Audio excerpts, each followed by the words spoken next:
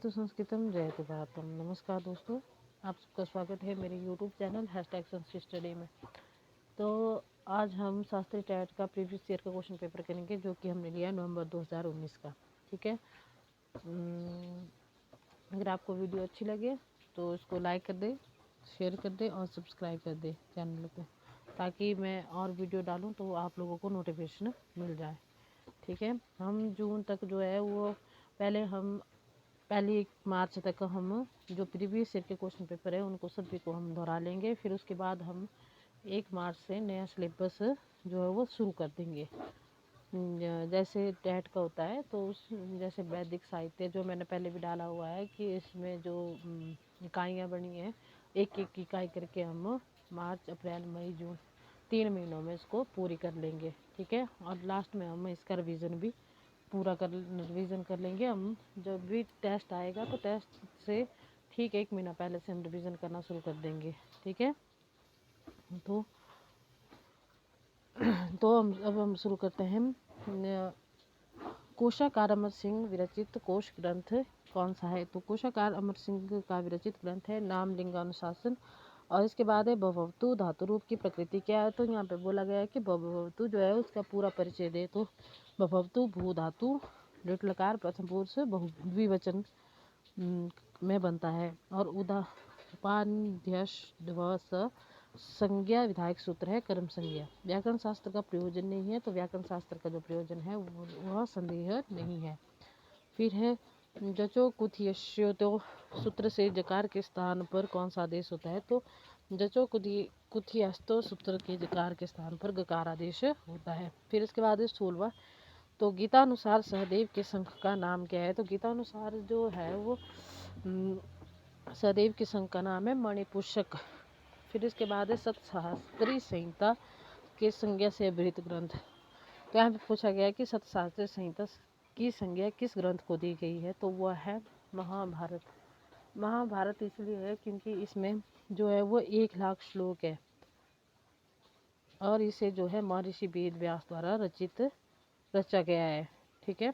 और जो हमारा महाभारत है वो एक बहुत ही बड़ा महाकाव्य है। ठीक है। तो इसको आर्ष काव्य भी कहा जाता है। और महाभारत में हमारे जो दिए गए हैं, इसमें 3 नाम दिए गए हैं, जय भारत, महाभारत। ठीक है। अगर आपसे पूछा जाए कि महाभारत को और किन नामों से जाना जाता है, तो महाभारत को जो है वो जय भारत और महाभारत इन 3 नामों से जाना जाता है। ठीक है। फिर इसके बाद है आदि काव्य रामायण आश्रित नाटक है। तो आदि काव्य जो है वो रामायण को आदि काव्य की संज्ञा दी गई है, क्योंकि सबसे पहले जो है वो रामायण को रचा गया है। महाकाव्य में रामायण को रचा गया है। तो इसके आश्रित नाटक प्रतिमा नाटक। ठीक है। इसका सही उत्तर आएगा प्रतिमा नाटक। ऐसे तो 9 आश्रित नाटक है महाकाव्य रामायण से लिए गए 9 नाटक है। जैसे महानाटक, प्रसन्न राघव, अभिषेक नाटक, कुंदमाला, महावीर चरित, उत्तर रामचरित, नर्ग राघव और बाल रामायण। ठीक है। इनके विषय में हम बाद में चर्चा करेंगे कि ये किन किन रचनाकारों द्वारा रचित किए गए। इसके ऊपर भी हम एक शॉर्ट वीडियो में बाद में बनाऊंगी, तो आप वो वहाँ पे जाके देख लेना बाद में। जैसे काव्य 10 के रचयिता कौन है? तो काव्य 10 के रचयिता जो है आचार्य दंडी है। नवद्रव्य में गणना नहीं होती है, तो नवद्रव्य में परिमाण की गणना नहीं होती है। फिर इसके बाद है माठरवृत्ति का संबंध है। तो माठरवृत्ति का संबंध जो है सांख्य सूत्र से है। ठीक है।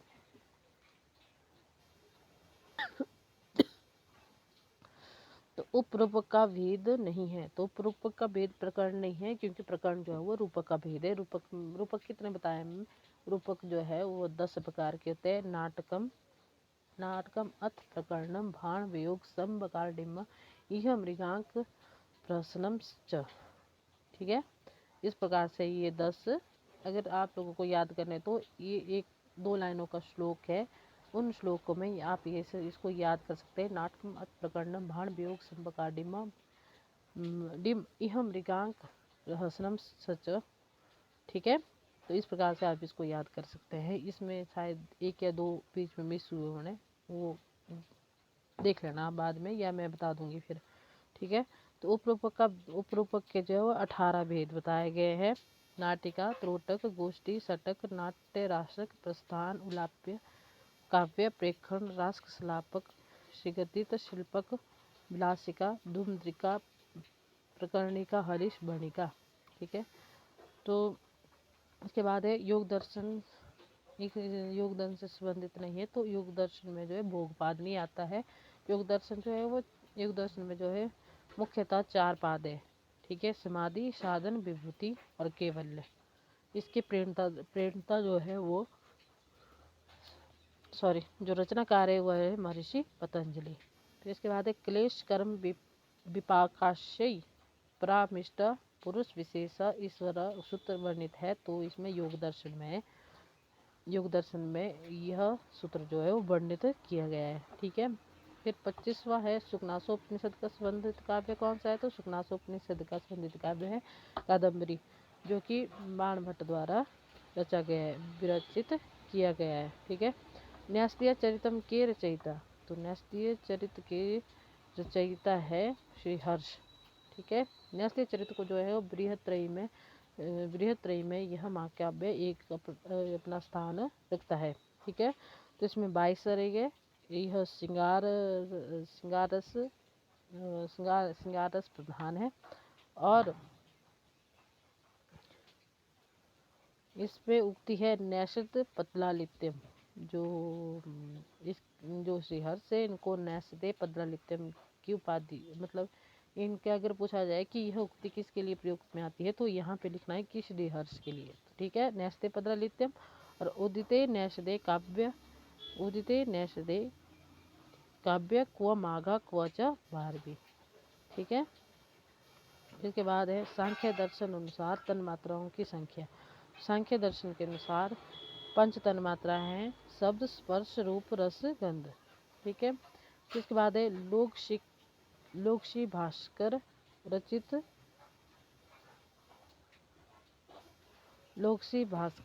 ग्रंथ कौन सा है?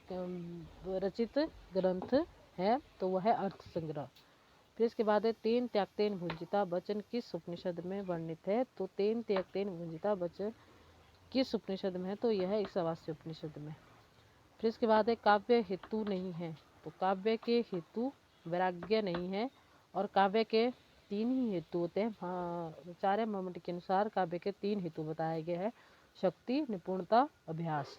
ठीक है, ये बहुत जरूरी क्वेश्चन है और यह कई बार पेपरों में पूछा भी जा सकता है कि काव्य हेतु कितने हैं। ठीक है, तो आपने लिखना है कि काव्य के जो हेतु है वह है 3: शक्ति, निपुणता और अभ्यास। यह ऐसा पूछा जाए कि आचार्य मम्मट के अनुसार काव्य के हेतु कितने हैं, तो वहाँ पे 3 लिख देना। ठीक है, 3 जो है वो सही उत्तर होगा इसका। अद्भुत रस का स्थायी भाव, तो अद्भुत रस का स्थायी भाव जो है विस्मय है। मम्मट के अनुसार इसमें जो है रसों की संख्या जो है 9 बताई गई है: श्रृंगार, हास्य, करुण, रौद्र, भयानक, विभत्स और शांत। ठीक है, तो श्रृंगार इसके भी अपने अपने स्थायी भाव है: श्रृंगार का रति, हास्य का हास, करुण का शोक, रुद्र क्रोध, वीर उत्साह, भयानक भय, विभत्स जुगुप्सा, शांत शम और निर्वेद। शांत को शम और शम को निर्वेद भी कहा जा सकता है। इसके बाद है अलंकृता पुनः कोअपि किसकी उक्ति है? तो यह आचार्य मम्मट की है। यह पूरा श्लोक है: तद्दोषो शब्दातो सगुण वन अलंकृति पुनः कोअपि। यह काव्य का लक्षण आचार्य मम्मट ने काव्य प्रकाश में दिया है। ठीक है, तो काव्य की उन्होंने जो है सिंपल साधारण परिभाषा बताई है। इसका अर्थ है। इसके बाद है श्रीमद् भगवद गीता के अध्याय में सर्वाधिक श्लोक किस अध्याय में है? तो श्रीमद् भगवद गीता के 18वें अध्याय में जो है उस 18वें अध्याय में जो सबसे ज़्यादा श्लोक है, इसमें मोक्ष संन्यास इसका नाम है। और जो श्रीमद् भगवद गीता है इसमें केवल मात्र 18 अध्याय है और यह भीष्म पर्व से, महाभारत के भीष्म पर्व से लिया गया है।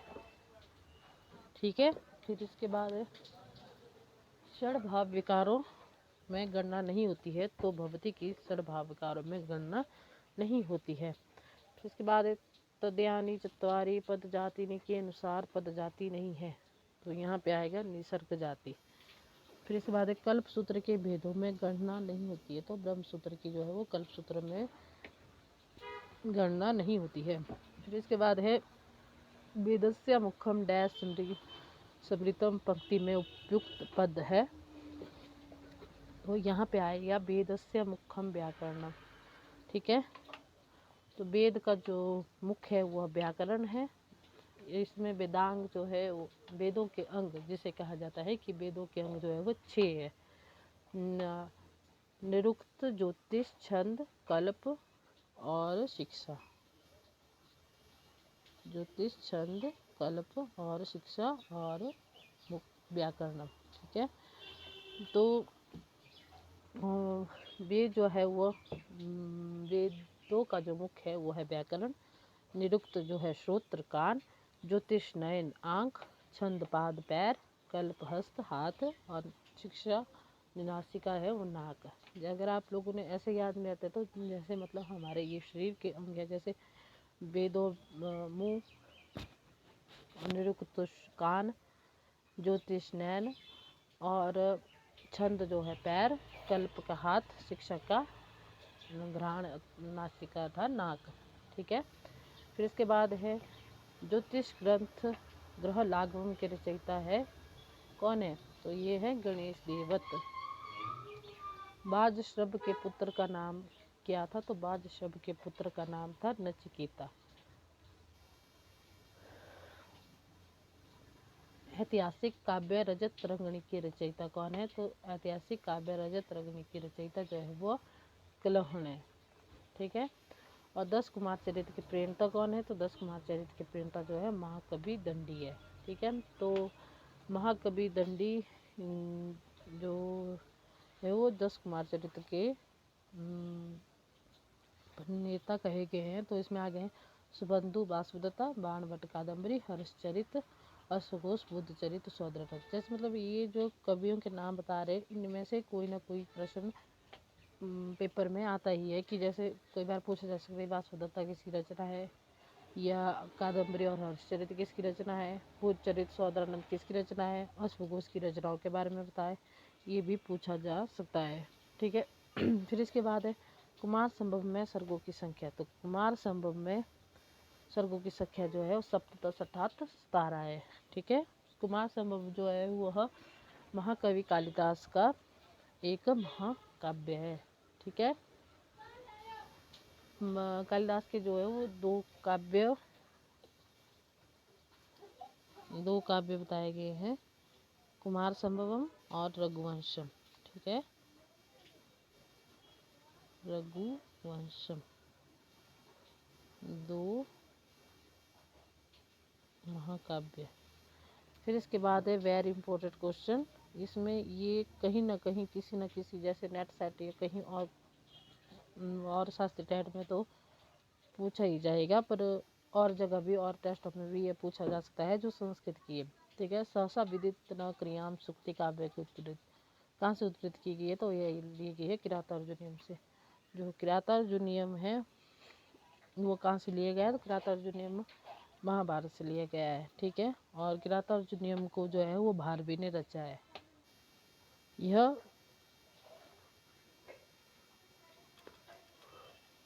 महाभारत के वन पर्व से उद्धृत किया गया है।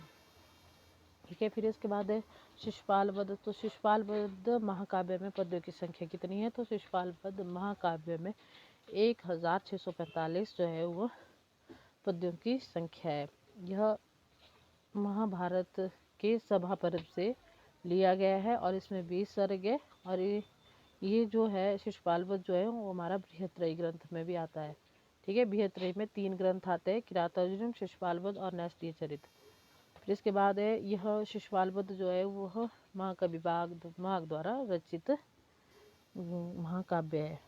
ठीक है, फिर इसके बाद सबसे प्रसिद्ध युक्ति है ये नव सर्ग गते मागे नव शब्दों न विद्यते।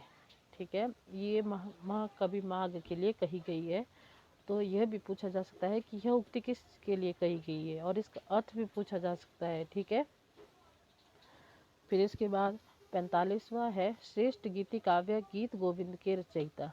तो श्रेष्ठ गीति काव्य गीत गोविंद के रचयिता जो है जयदेव है। फिर इसके बाद है शकुंतला के पिता का नाम। तो शकुंतला के पिता का नाम था विश्वामित्र। शकुंतला कौन थी? अभिज्ञान शकुंतलम की नायिका, ठीक है, जो महाकवि कालिदास द्वारा रचा गया है नाटक था। और यह नाटक इतिहास का सबसे बड़ा नाटक माना गया है, जिसके कारण कि महाकवि कालिदास को सबसे श्रेष्ठतम नाटककार की उपाधि दी गई है, ठीक है। फिर इसके बाद है भगन का स्वरूप। तो भगन का स्वरूप होता है भगन का स्वरूप 5-1-1, ठीक है। इसके बाद काव्य के कितने भेद हो? तो काव्य के 2 भेद है, दृश्य और श्रव्य। फिर है प्रजा प्रजानाथ पिते वापसी, यह उक्ति किस महाकाव्य के संबंध में है? तो यह उक्ति जो है वो रघुवंशम महाकाव्य के संबंध में कही गई है। फिर है वाक्य रसात्मक काव्यम किसकी उक्ति है? तो वाक्यम रसात्मक काव्यम जो है वह आचार्य विश्वनाथ की महाकवि आचार्य विश्वनाथ ने यह काव्य के लिए काव्य का लक्षण दिया गया है। यह साहित्य दर्पण के प्रथम परिच्छेद में बताया गया है कि यह काव्य का वाक्यम रसात्मक काव्यम, ठीक है। फिर तर्क संग्रह के रचनाकार का नाम।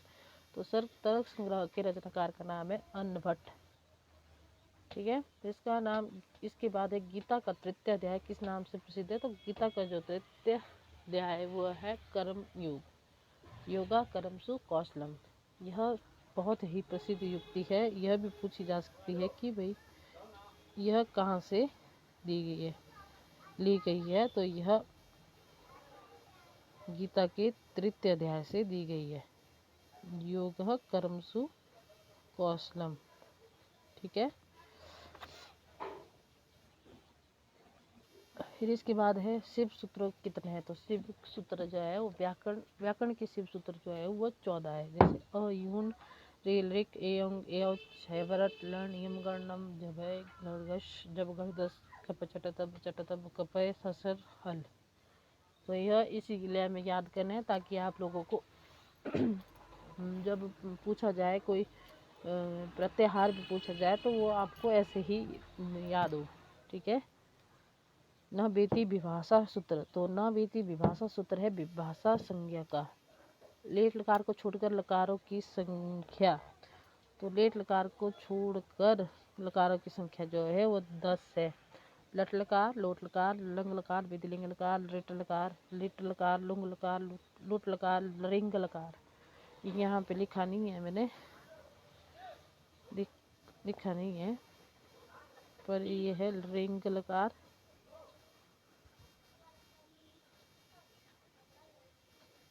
रिंग लकार और आशीर्लिंग, ठीक है। आशीर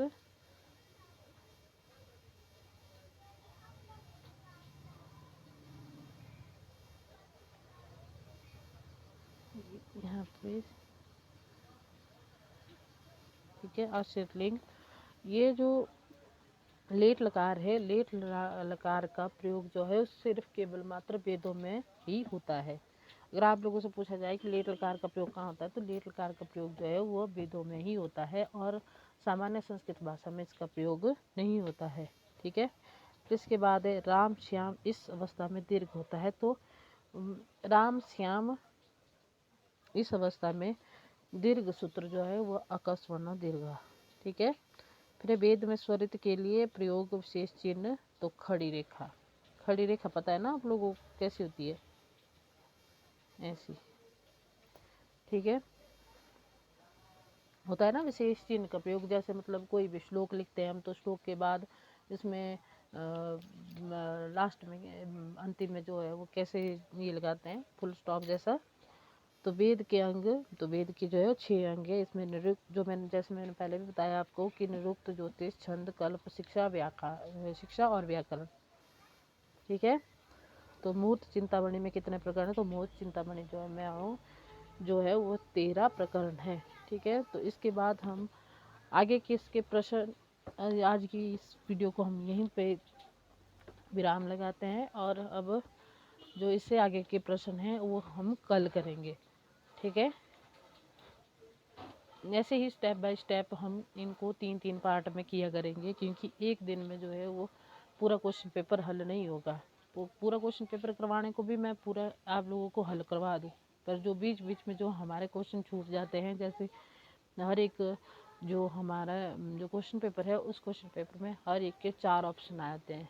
अगर हम उनमें से 4 में से अगर 2 भी हम उनको हल कर पाए, या उस प्रश्न पत्र से रिलेटेड उस प्रश्न से रिलेटेड कुछ और बातें भी जान पाए, तो हमारा जो ज़्यादा से ज़्यादा जो सिलेबस है वो इन्हीं क्वेश्चन पेपरों में हल हो जाता है। ठीक है, तो आज की वीडियो को हम यहीं पे समाप्त करते हैं। Thank you. और अगर आप लोगों को वीडियो अच्छी लगे तो लाइक कर दें, सब्सक्राइब भी कर दें, और चैनल को सब्सक्राइब जरूर कर दें। अगर मेरे लिखे हुए PDF आप लोगों को चाहिए हो तो कमेंट ज़रूर कर दें। ठीक है, कमेंट में हम कमेंट कर दें कि हमें, ठीक है। तो आज की